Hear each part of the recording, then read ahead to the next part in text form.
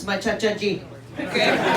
Everybody knows. Cha-cha-ji. Sat Sri Akal, everybody. I don't know, namaste, namaskar, assalamu alaikum. Thank you. I am overwhelmed. I am honored that so many of you came this afternoon to join me. I see so many faces that I began my campaign with, and you remember, well, I know all of you remember, you know, I used to serve as the Member of Parliament here, and now that I've said that, let me also say that the Member of Parliament for Mississauga Streetsville is Richie Valdez, and she's here today too.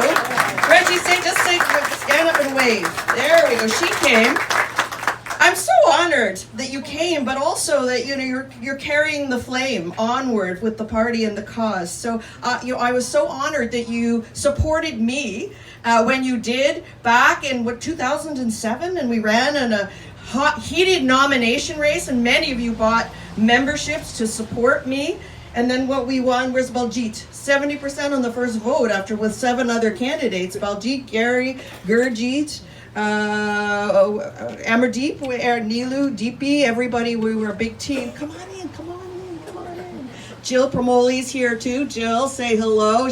She ran provincially. She might win. She's a great candidate. She's going to be a great politician when she's elected. Come on in out of the ring. Come in. Anyways, I see Sarbjeet Kaur, who was on my campaign committees. So many of you. You know, I started my campaign here. I have to tell you, you are my family. We started together. We started right here in Streetsville, and I owe you my career. That's how I feel. There's so many distinct groups here too. Not everybody's. Sandy Pitts is here. Oh gosh, so many people are here from Streetsville and afar. So many different groups. I'm honored that you came. I'm honored that you believe in me. I am honored that you continue to believe in me and trust in me. And I thank you for that. We made lifelong friendships from the beginning with the core team. And, maybe Sarwan can talk about the team and who helped to put to get today together. Baljeet, Gary, Girl, Bhagwan. Who else was on your team? Well, you can talk about everybody. I'm going to miss people. But so many of you. And you continue to put your faith, your trust in me. And I'm so very grateful. You know, I think I work harder because of all of you. And I think, you know, why do they trust me so much? I can't let them down. I have to continue to work hard. You know, I don't want you to say, oh, we put our faith in her and she let us down. I will never let you down, never. I always have my door open to you, always. When you call, I pay attention. How many have texted me and I text you right back, right? And my staff saying, stop texting when you're driving, right? I didn't say that. Shh. But often, always. Anyway, so I'm very grateful that you all came out today. Thank you. Thank you very much. And yes, I started my career here and then went on to municipal politics after I took the early retirement package, right? And became a municipal councillor. But what I learned is that it's closer to the people. And when you have a request, it's easier for me to act on it and make it happen for you in municipal politics. Unless, of course, it's federal, then we call Richie and say, hey, we need a visa, right? We need some permits. And Richie will act for us. And that's great news. So I found it was closer to the people. And then when Hazel, she called me in her office and she said, after 36 years, I'm thinking of retiring. Hazel, you're 92 years old, right? Please, you deserve some retirement. And she said, I think you should run for mayor. Wow, right? I think we all wondered who would be mayor after Hazel. I wondered. I didn't know it would be me.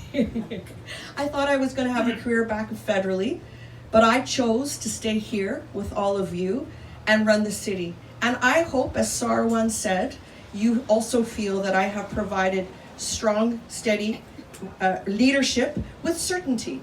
With me, you always know, because I tell you directly how I feel and what I believe. I don't say, yeah, maybe, okay, and then do nothing.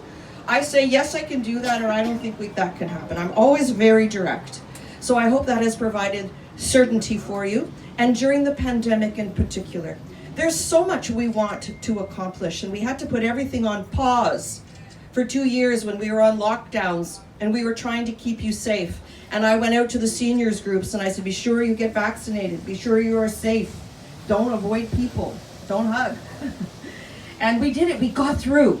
And we got through stronger than before. And what I saw was the spirit of Mississauga rise. People helping people. People calling seniors. Are you okay? Can I get you anything? Do you need food, medication? Can I get groceries? Are you feeling okay? Do you feel lonely, isolated? It was so important to call seniors first. Do you have everything you need? Then we saw people coming together, raising money. Remember in the beginning, it was for PPE. Who even knew what PPE was? Now we all do, right? And we were raising money because the hospitals needed it, right? And then the food banks. So many people lost their jobs in the lockdown, and the food bank needed money. And I called on you. I called on everybody. Please help. Help. Give them extra money, extra food this time. Because the usage of the food bank more than doubled. More than doubled. And of course that makes sense. Professional care providers, hospitality industry, even airline industry, hotels, restaurants, everybody's in lockdown. Employees aren't working. They're turning to food banks, and you stepped up. You always stepped up, and I thank you for that. That's what I saw in Mississauga, the spirit come together to help other people. And now we're through the tunnel. We still have COVID, and you still have to be careful, but now you're vaccinated, right? Better be. And boosters, right? And we're more careful.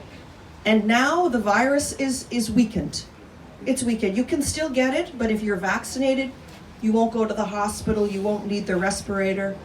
So we're managing it, like many other kinds of viruses that are in the system. So we've come out the other side, and throughout all that, I continue to do my work as a mayor. We cut where we could. We cut our expenses extraordinarily. We had a $100 million deficit.